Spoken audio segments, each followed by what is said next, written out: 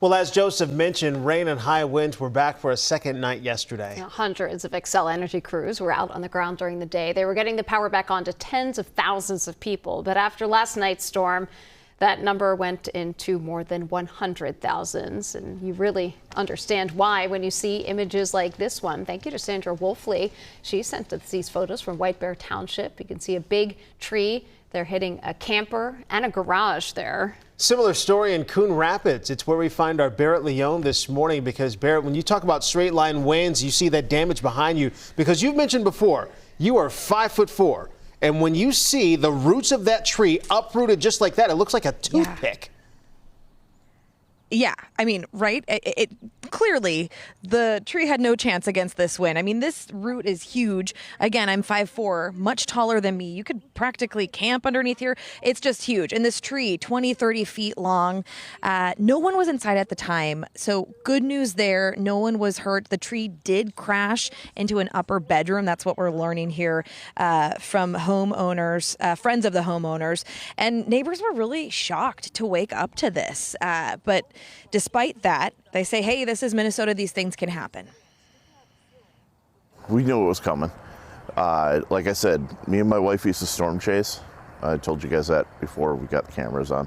But yeah, so we knew it was coming. We were watching. This is Minnesota. You never know what you're going to get. Tornadoes, heavy winds. We get it all the time here. Okay, and take a look at this map. Power outages still scattered across the state.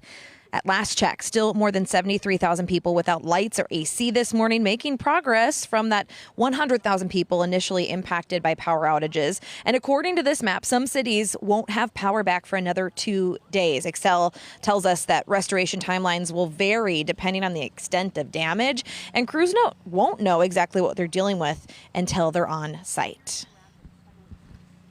When the crews get out there and they can actually assess in real time what is the damage, what piece of equipment failed, what was broken, and get that restored. That could be shorter, or it could very well be that 2 day that we're telling folks. So asking folks to be patient, definitely trying to manage expectations at the same time.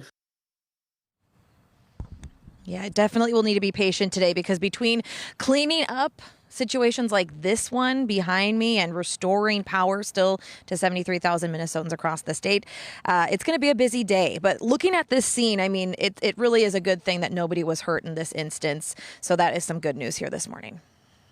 And the neighbors checking on other neighbors. It's always good to see there, too. And appreciate Exactly. Xcel explaining what's going on because, you know, there's a lot of frustrated people out there, even though we know they're working hard. They're working around the clock to get power restored for everyone. Our Barrett Leone live for us in Coon Rapids. Barrett, we appreciate that live report.